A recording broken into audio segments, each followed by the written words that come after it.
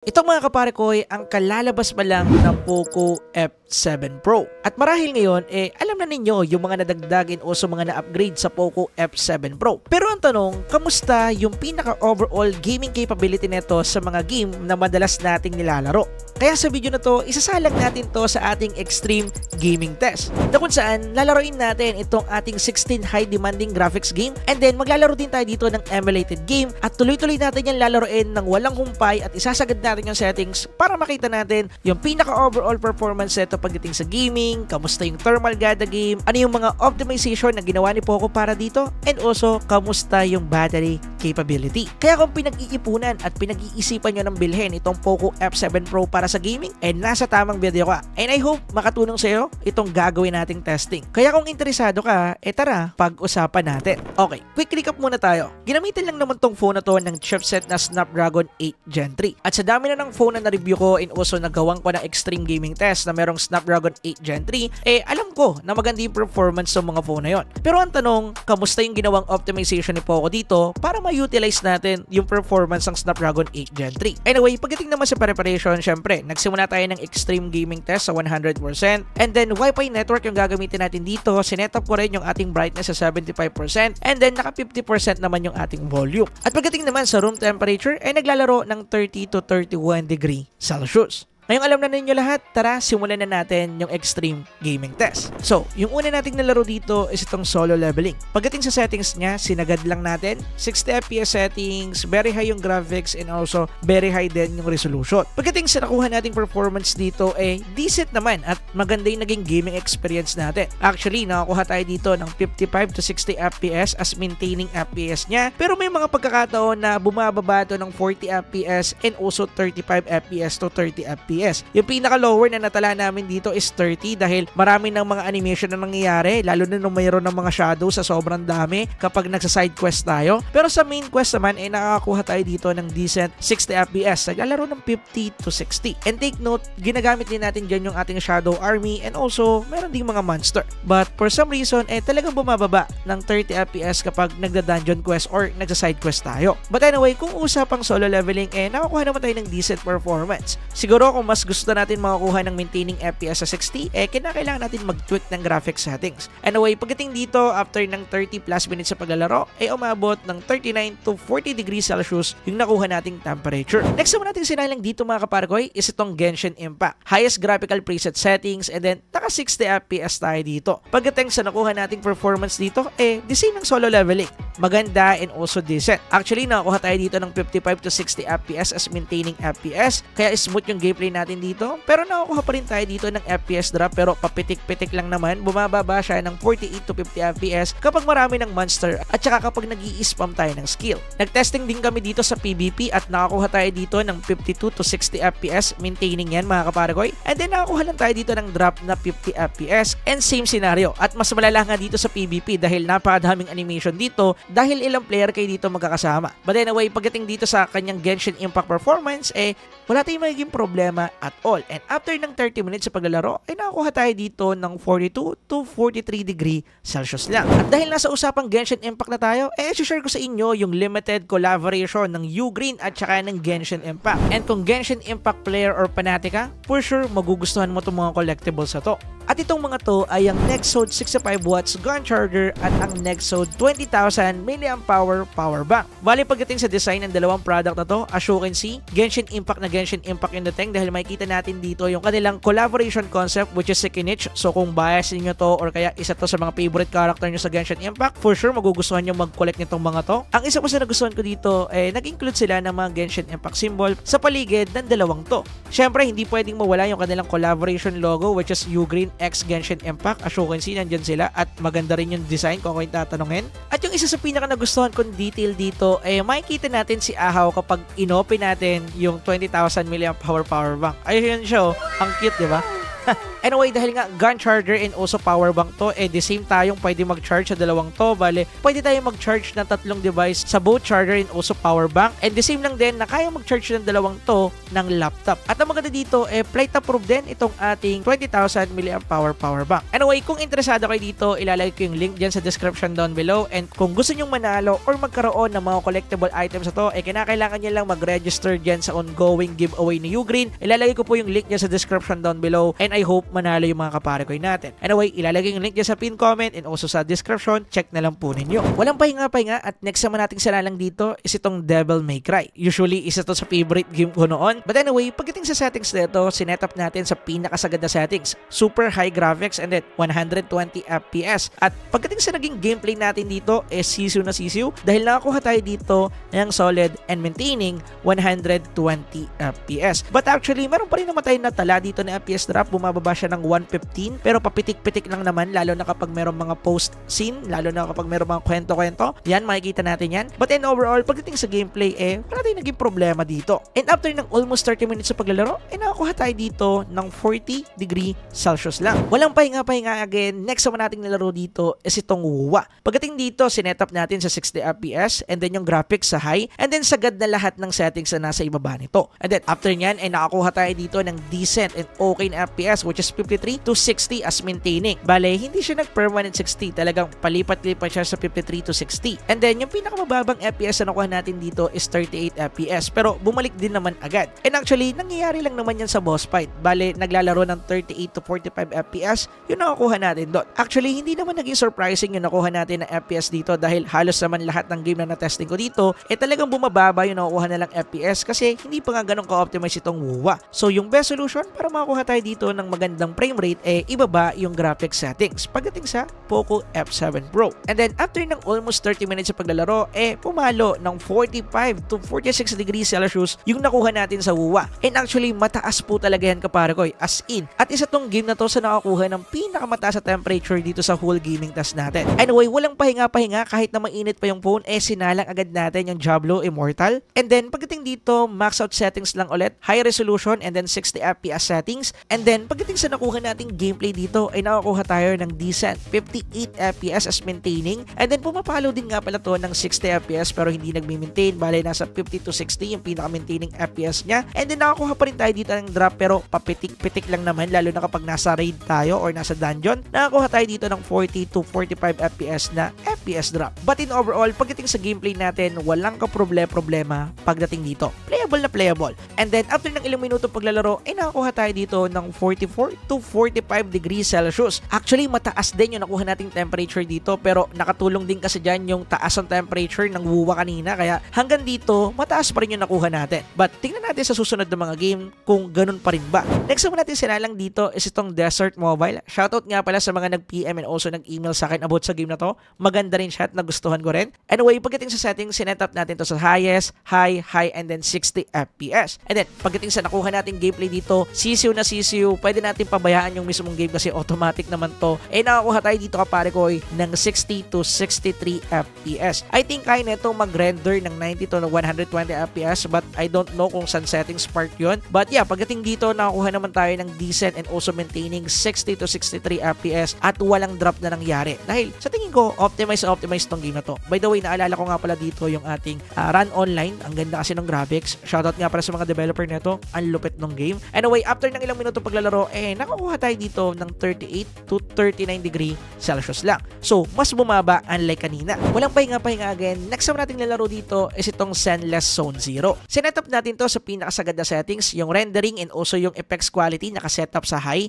And then yung ating FPS syempre nakasetup sa 60. At pagdating sa nakuha nating gaming performance dito, decent at solid yung nakuha nating gameplay. Actually, pagdating sa FPS, nakakuha tayo dito ng maintaining 60 FPS. Pero may mga pagkakataon na bumababa siya ng 58. Doon lang naman. And then, meron mga pagkakataon na super rare lang naman, bumababa siya ng 55 FPS pero papitik-pitik lang. And ilang beses lang namin nakita, so most likely nasa 60 FPS lang yung pinaka-maintaining niya. So, pagdating dito, wala tayong magiging problema pagdating sa Zenless Zone Zero. At after ng ilang minuto paglalaro, nakakuha tayo dito ng 42 to 43 degree Celsius. Next naman natin sinalang dito is itong Punishing Gray Raven. And then sinetup natin sa pinakasagad na settings na available sa kanya, which is ultra settings lahat. At pagdating sa nakuha nating gameplay, walang kahirap-hirap at sisiw na sisiw lang itong game na to pagdating sa Poco F7 Pro dahil nakuha tayo dito ng maintaining and solid 60 FPS. Pagdating naman sa drop, wala tayong natala dyan, talagang maintain siya all the way. And then after ng ilang minuto paglalaro ay nakakuha tayo dito ng 36 to 37 degrees Celsius. Isa sa pinakamalamig na game na na-testing natin. Anyway, walang pahinga-pahinga again. Next naman nating sinalang dito yung favorite ko, which is CarX Street. Pagdating dito, hindi ko na binago yung settings niya. Sinetup ko na lang sa default, which is 4445. Bale, numbering kasi yung settings, kaya sa ganyan ko sinetup. But anyway, pagdating sa nakuha nating gameplay dito, okay din yung nakuha nating performance, design ng mga naunang game. Nakakuha tayo dito ng solid 55 to 60 FPS, as in, nag-maintain niya ng matagal na matagal. And then, may mga pagkakataon na bumaba siya ng 46 FPS, pero papitik-pitik lang naman. And most likely, nangyari lang naman yun kapag nasa syudad na tayo dahil nagre-render pa siya mismo ng mapa. But after nang i-render yung mismong map na yon and then bumalik ka doon, smooth na yung gameplay natin. Talagang medyo may part na need natin ipaload yung mismong resources bago tayo makapaglaro na mas smooth dito. But in overall, pagdating sa nakuha nating FPS, okay naman and also okay din yung gameplay. Kaya nag-enjoy din ako maglaro talaga dito. Anyway, after ng ilang minutong paglalaro ay nakakuha tayo dito ng 42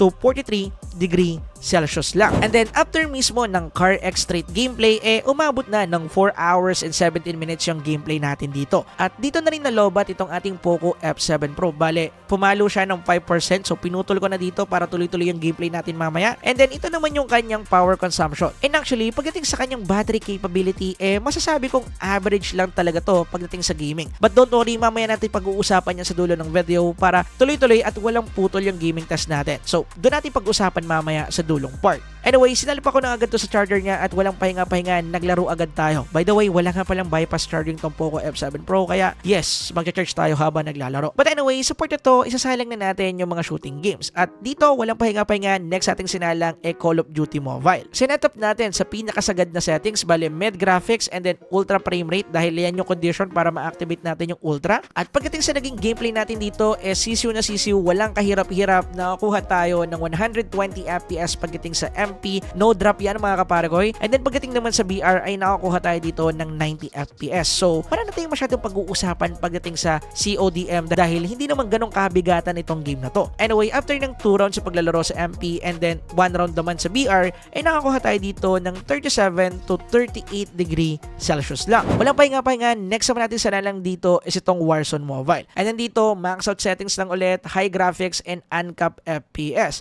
At pagdating sa nakuha nating gameplay dito, playable naman. Pero weird yung nakuha nating FPS dito dahil nag-maintain lang siya ng 35 FPS. And medyo na siya ako dyan dahil sa dami ng phone na tinesting ko sa Warzone Mobile, kahit na hindi pa optimize itong game na to, nakakuha muna sila ng 60, 70, may 90 pa nga, minsan pa nga may mga 120 or 100 FPS bago sila bumaba ng 60, 50, and 45 FPS. Pero dito sa Poco F7 Pro, bigla agad 35 FPS. Medyo na weirdohan ako sa part na yan. And then yung pinaka-lowest drop pa na nakuha natin dito is 27 FPS. But just I said kanina, playable naman yung game. Yun nga lang, mababa talagang FPS sa makukuha natin. Kaya maganda dito, mag-setup tayo or i-change natin yung graphic settings para mas makakuha ng mas decent na FPS. Anyway, after ng ilang minuto or almost 3 rounds din na paglalaro ng Warzone Mobile, nakakuha tayo dito ng 41 to 42 degree Celsius. Anyway, walang pahinga-pahinga, next naman natin sinanang dito is itong PUBG Mobile. And then dito, sinetup natin siya sa pinakasagad na settings niya, which is smooth graphics and ultra extreme frame rate. And actually, natuwa din ako dito dahil merong mga Snapdragon 8 Gen 3 phone na hindi pa supported dito yung ultra extreme FPS. But anyway, pagdating sa nakuha nating gameplay dito,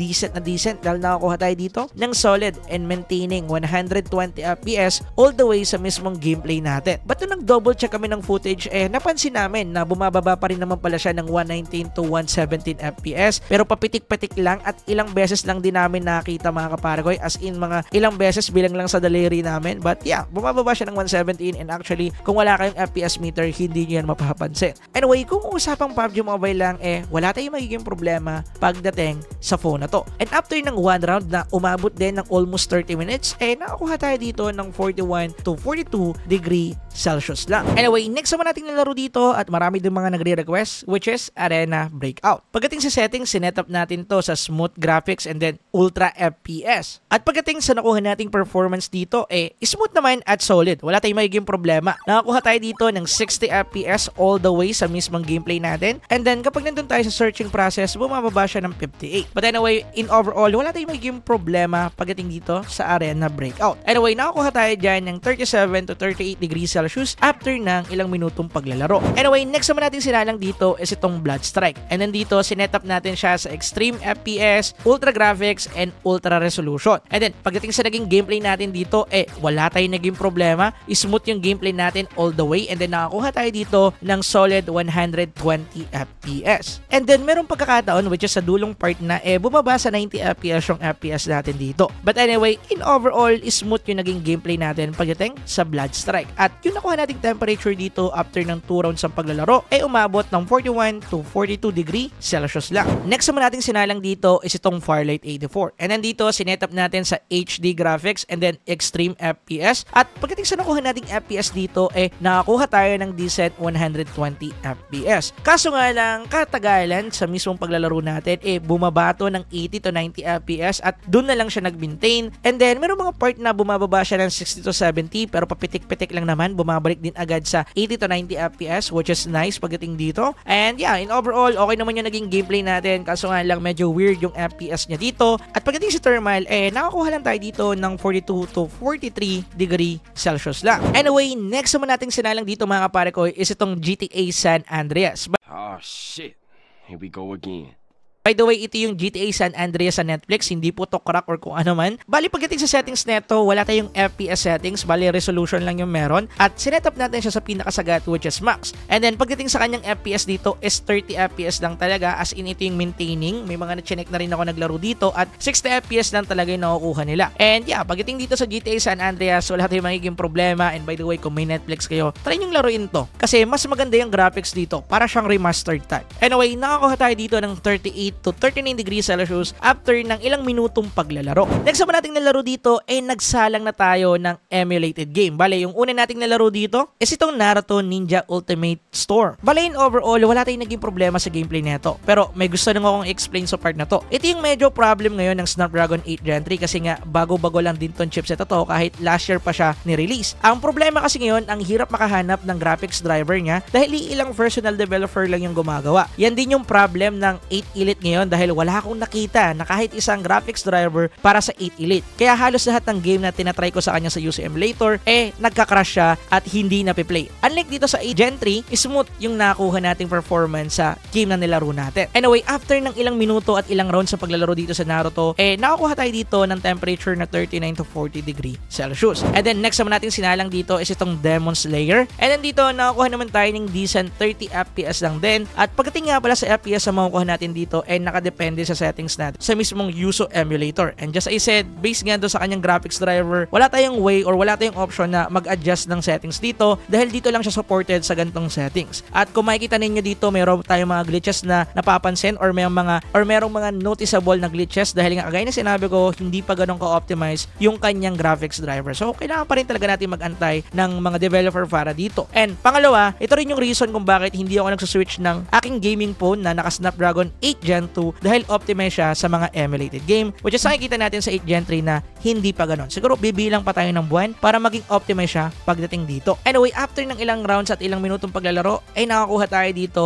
ng 39 to 40 degree Celsius lang. And that's it mga kapare ko. After ng 7 hours and 37 minutes, natapos na natin yung extreme gaming test. And now, usapang verdict tayo pagdating sa gaming. Based sa nakita nating performance sa phone na to, nandun pa rin talaga yung performance ng ating Snapdragon 8 Gen 3 chipset. But, dito na rin talaga papasok yung sinasabi ko palagi na ano yung optimization na ginawa ni Poco or ginawa ng brand para ma-maximize or ma-utilize natin yung performance ng Snapdragon 8 Gen 3. At based sa nakita nating result, hindi hindi lahat ng mga high demanding graphics game kaya nating i-max out settings. Actually, kagaya ng sinabi ko, yung full gaming test natin naka-max out naman lahat ng settings na yan. Kaya kung meron tayong mga game dito na mataas yung nakuha nating temperature and also mababa yung nakuha nating FPS, makakuha naman tayo ng mas magandang FPS if magtutweak tayo sa graphics settings sila. Yun kasi yung pinaka-solution at the end of the day. But just as I said, optimization is the key pa rin talaga at makikita natin dito na hindi pa ganun ka-optimize to pagdating sa gaming. Isa pa sa patunay niyan yung kanyang battery performance na nasa 4 hours and 17 minutes lang yung tinagal. But don't get me wrong, meron din ako mga phone na testing dito na nasa ganyan lang din kahit na merong 6,000 mAh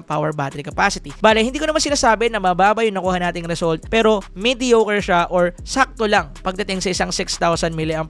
Pagdating naman sa thermal neto, yes mga kaparagoy, umiinit po talaga itong ating Poco F7 Pro. Kitang-kita naman. But kagaya nga na sinabi ko, if magtutweak tayo ng settings kung gagamitin natin to sa extreme gaming, pwede pang bumaba yan. Actually, mapapababa pa natin yan. At yeah, pagdating sa nakuha natin ng matataas sa temperature, actually doon lang din naman talaga sa mga game na hindi pa ganun ka-optimize, kagaya na lang ng Wuhan na pumalo ng 45 to 46 degrees Celsius, which is pinakamataas na natala ko. Actually, lagi yan sa Warzone Mobile. Pero ngayon, sa Wuhan ko nakuha. And actually, medyo alarming yung nakuha nating temperature dito, lalo na sa mga gamers out there. Kaya yung pinaka-solution dito, syempre, gumamit tayo ng gaming radiator. Actually, mamamaximize pa rin naman talaga natin yung performance nito basta gagamit tayo ng phone cooler. So, need pa rin talaga at the end of the day. Balin overall, kung bibili kayo ng Poco F7 Pro for gaming, kitang-kita naman natin na pwedeng-pwede. Pero yun nga, kinakailangan natin gumamit ng phone cooler or kinakailangan natin mag-adjust ng graphic settings ng game na lalaroin natin, lalo na kung pang matagalan para makakuha tayo ng decent FPS and also mas magandang thermal. Pero yun nga, gaya na suggestion ko, kung gusto nyo siyang gamitin na pang matagalan, talagang need natin ng gaming radiator dito.